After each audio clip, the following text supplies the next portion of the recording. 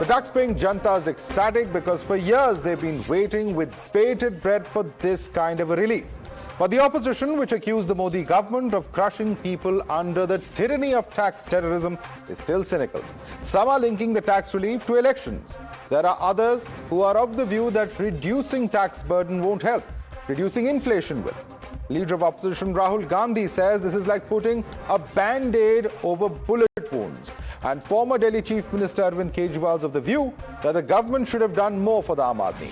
Listen in to the reactions coming in from the opposition. Budget का पूरा लक्ष्य 25 लोगों को फायदा पहुंचाने का। आपको थोड़ा सा दे देंगे, कह देंगे भैया ये लो थोड़ा सा टैक्स माफ कर लेंगे। अगर आप बजट का लक्ष्य देखेंगे तो हिंदुस्तान का धन 20-25 अरबपतियों को देने का है। क्या बजट ने हमारे लिए मरने वाले आंकड़े ज्यादा महत्वपूर्ण हैं? तो सारे दल साथ थे सर। जब जो सरकार मरने वाले आंकड़ों को न दे सके, हम इनके किस आंकड़े को मान लें? Very disappointing budget. The budget seems to be like that, is planned in such a way to woo the voters for Delhi, especially the Delhi election coming on the 5th of this month. चुनाव की घड़ी है तो कहीं वही सोचकर तो चुनावी बजट पेश नहीं किया गया, और खासकर बिहार को फोरफ्रंट में लेके। पार्टी के राष्ट्रीय संयोजक केजरीवाल जी ने उन्होंने कहा था कि भाई गवर्नमेंट इस बात के लिए देश को आश्वस्त करे, एश्योर करे कि जो पूंजीपति दोस्त हैं बीजेपी के, उनके कर्जे माफ नहीं किए जाएंगे। You're watching the News Hour at 10, debate number 2 on Times Now, Super Prime Time.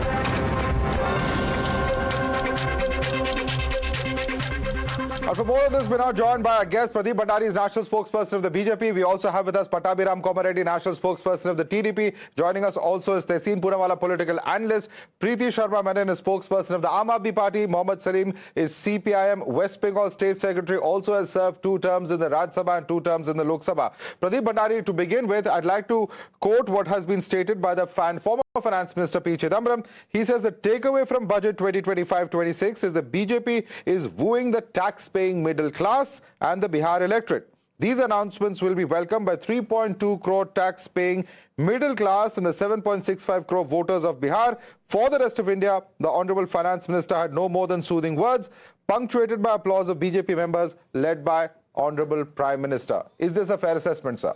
Well, I think, Madhav, it's absolutely not a fair assessment, and it tells you that the Congress party in particular is realizing that it's a meltdown, and I'll tell you how. If you recall and remember, when Mr. Chidambaram was the finance minister, anything above more than 2.5 lakh was taxed. After the Prime Minister Narendra Modi's government took power and was in governance, we ensured that the income tax slab for the middle class increased gradually. So we increased it to 5 lakh. Till 5 lakh there was no tax. Then we increased it to more than 7 lakh. There was no tax. And now we made a historic decision where till 12 lakh there is absolutely no tax. Now, which means that out of roughly 9 crore income tax payers, 8 crore will have to pay zero tax.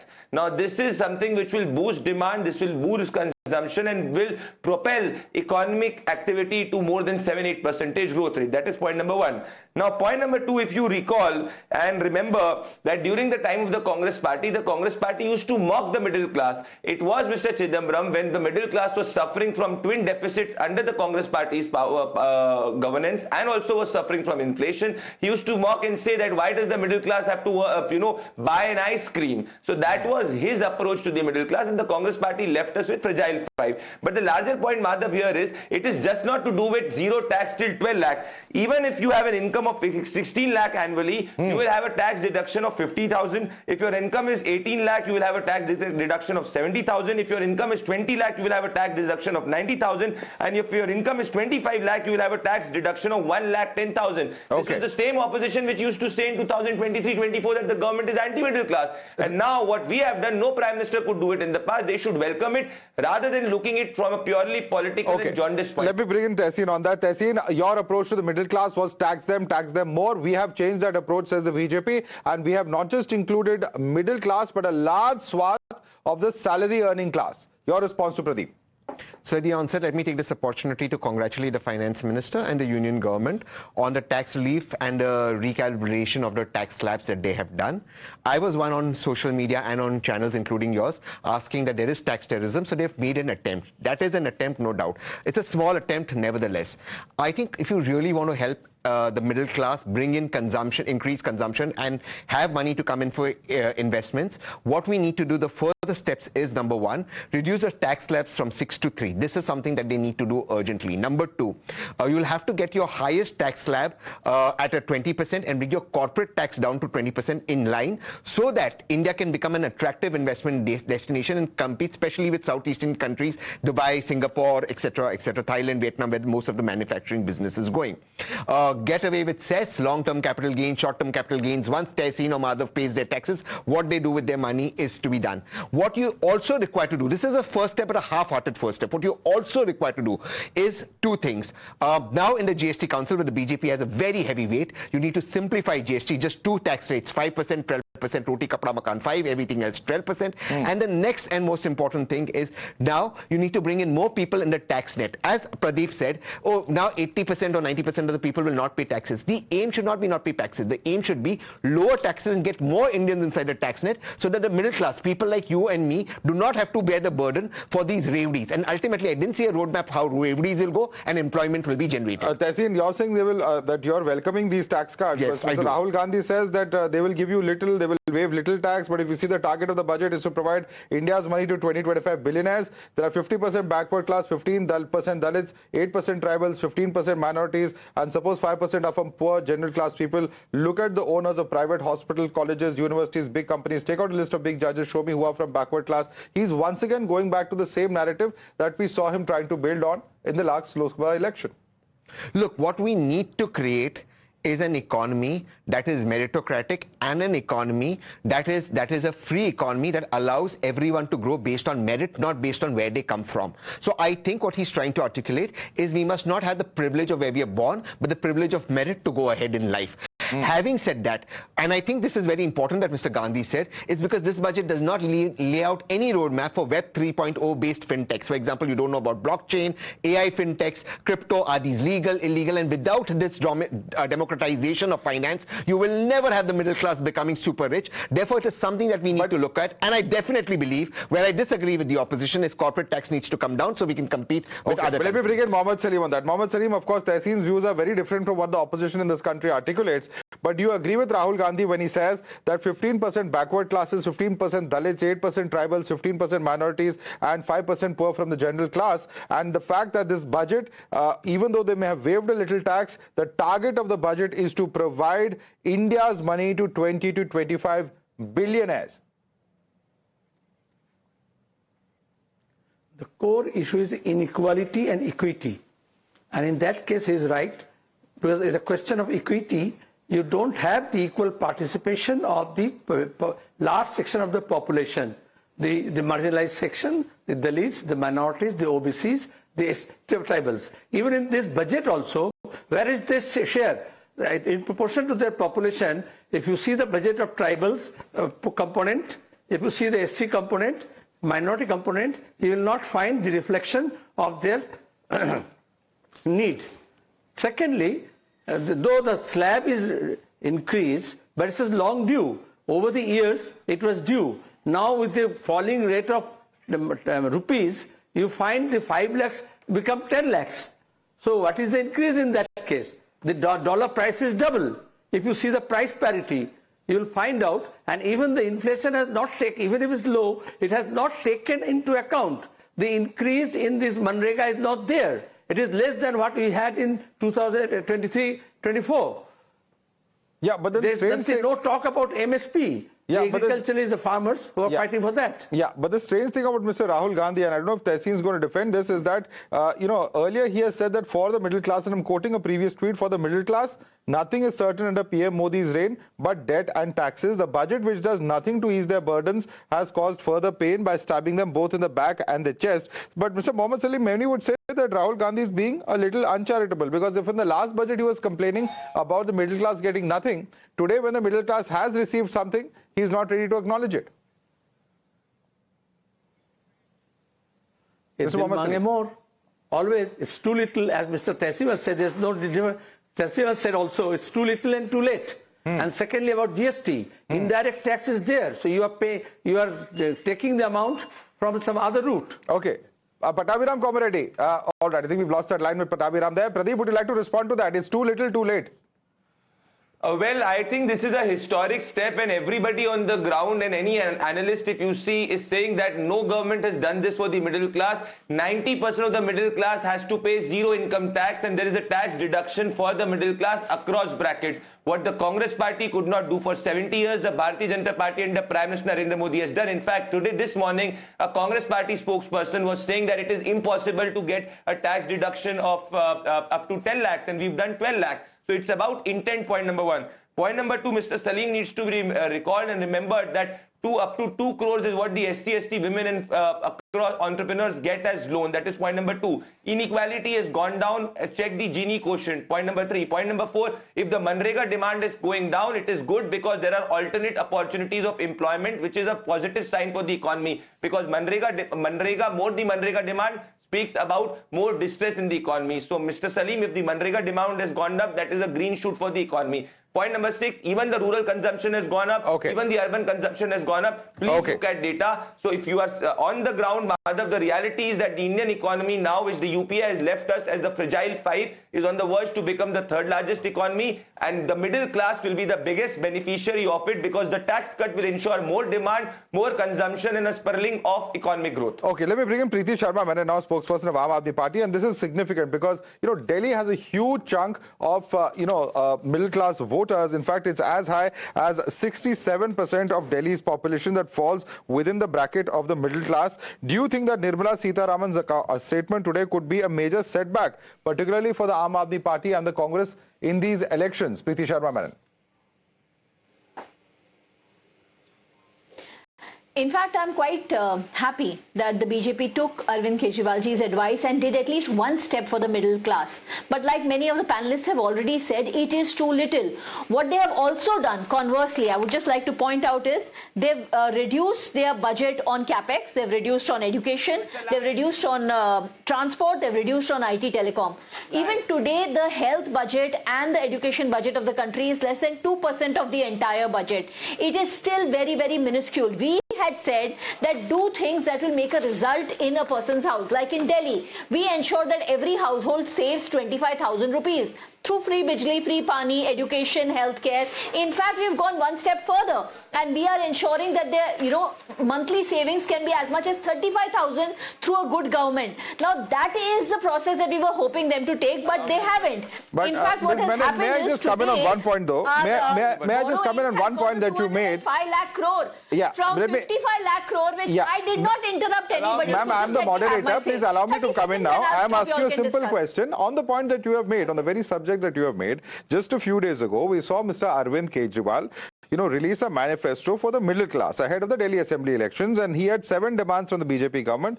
This included raising the income tax exemption limit from 7 lakh rupees to 10 lakh rupees. Now the government has in fact taken that further up to 12 lakh rupees. So how can you say you're disappointed with this? They've actually gone one step ahead of what Mr. Kejriwal has demanded. No, I am saying that this is a great thing, but I'll tell you what I'm disappointed with. Since you mentioned 7 things, we had said regulate the fees of private schools. We had said increase education budget from 2% to 10%. We had said introduce some subsidies for higher education because middle class families basically thrive only through education. Only if you are educated can we actually bring food on the table all the time. This is what we believe in. Health budget, we had requested a 10%. We had also asked them to remove GST on health insurance. Today, a sea voter survey says that most people in India, 3 out of 4 people feel that the middle class is being cheated. Surveys show that 60% of this country believes that GST is too much. It is unbearable. GST and even the tolls that we are paying. So today, the people are still disenchanted. We are being overtaxed. That has not changed with one relief. And I think what is important, just one last point which I was trying to complete. 55 lakh crores is the debt that Modi ji inherited. Okay. He's taken up to 205 lakh crores. Okay. He's got a huge deficit and they still Quick continue response to the giving BJP loans. spokesperson, Mr. Pradeep Bhandari, then I go across to TDP spokesperson. Quick response. Pradeep, The Aam very Aadmi Party quickly. spokesperson is officially lying on your show because that is what they know how to do it. Are we amateurs to think that the budget preparation starts a week before the budget? Please go ahead and Google, Preeti. You're speaking like an amateur. It happens for 6 months before the budget is presented. Point number one. Point number two, the capex has gone up. Madhav, if you can tell your research team to fact check the Aam Aadmi Party person, it is 11.21 lakh crore, which is more than what it was last time. Marginally, but it has gone up. Okay. Yes, it has marginally gone up. I agree. Okay, there's no dispute about that. This is not Aam Aadmi Party adhivesion. Listen to me properly. Okay. Point number three, the Delhi government has reduced the spend on capex. What the Delhi Ma'am, the government budget announcement is 11.1 to 11.2. Let's not do this. Let me bring in Mr. Pattabhiram Komareddy. Mr. Pattabhiram Komareddy, amidst a raft of announcements for the state of Andhra Pradesh, the allegation coming in from Karnataka Chief Minister on the one hand is that there have been many announcements for the two allies of the NDA, that is Bihar and Andhra Pradesh. That's the criticism coming in from Mr. Sitharaman. On the other hand, you have Jairam Ramesh saying that very little has been announced for Andhra. That's very puzzling that two senior leaders of the same political party, the Congress party, have very divergent views on the announcements that have been made for Andhra. What's the truth? Is it only because Madhav, it is a fact, that the Union Finance Minister and the Honorable Prime Minister had took some special interest and they've given allotted funds for Polavaram project. We should all understand that Polavaram project is a national project. So it is the duty of the Union government to allocate funds for it. So it is not a routine project. And also they have allocated funds for the Vizag steel plant, which is in severe crisis. So these two are, special projects which needed some kind of central assistance, and that was given. And the other thing is, it is not a fact that, only the NDA ruled states have got something. If you look at facts like Madhav, the PM Dhan Dhanya Krishi Yojana, which will cover 100 districts and which will benefit 1.7 crore farmers, these farmers doesn't belong only to the NDA states. These 100 districts are not from only the NDA states. It is for the entire country. And also, if you look at things like, broadband to all government secondary schools and primary health centers and BharatNet, is it only for the NDA ruled states? And if you look at the 2,000 daycare cancer centers that are going to be opened across the country, are these 2,000 daycare cancer centers only for the NDA states? No. And also the 1.5 lakh crore for states for capital expenditure. Did the finance minister say that this additional 1.5 lakh crore is only for the NDA states? No. So this is for the entire country. Okay. How can they say, and also under the UDAN scheme, 120 new destinations are being added. Is it only for the NDA? I want Tehseen to respond to that point. Tehseen, how is it possible that, number of schemes that, of course, the TDP spokesperson is listing that are for the entire nation. So wrong to say that schemes are only for NDA ruled states. But how is it possible that both the Karnataka Chief Minister and Mr. Jairam Ramesh have such divergent views as to the announcements for a state such as Andhra Pradesh, which is an ally of the ruling party at the center? But one says there's a lot that has been given, the other says it's been ignored. Both are correct. So it's either being given or not being given. Come on, Tehseen, please. It's a paradox, and I'll tell you why it's both correct. Because it's just an announcement, but the devil lies in the detail, and they will not deliver anything. But may I make some more substantive points? No, but answer that. How is it a paradox? They made announcements. But ultimately, announcements a lot are made. Where is the delivery? So the delivery, the detail lies in the delivery. Come on, but the announcements are only for Andhra Pradesh. That's the delivery happen is the big question to be asked. It's a budget announcement. It's not an announcement of from a political... Of course it's a budget announcement, and so many times have we seen this very allocation. And so allocation, the devil is in the detail. How is the allocation and when is the allocation and when will the allocation? There are a lot of details to be. How many times has this government revised its own budget estimates? How many times? Right now the RBI has revised certain estimates. Okay. But let me come to certain issues that have been raised by my worthy opponent from the BJP. Look, first he said Manrega demand has gone down. That's not true. Actually, the Manrega's own portal, the schemes and portals, itself shows that for this year ending December, the demand was in 18.36 million households. It actually went up by 4%. Second, urban consumption is You know this, I know this.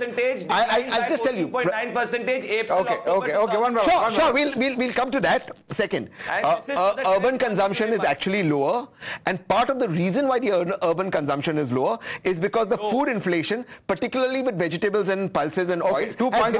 We don't have much time. 2 points that you made: Manrega as well as food inflation. Quick response, Pradeep.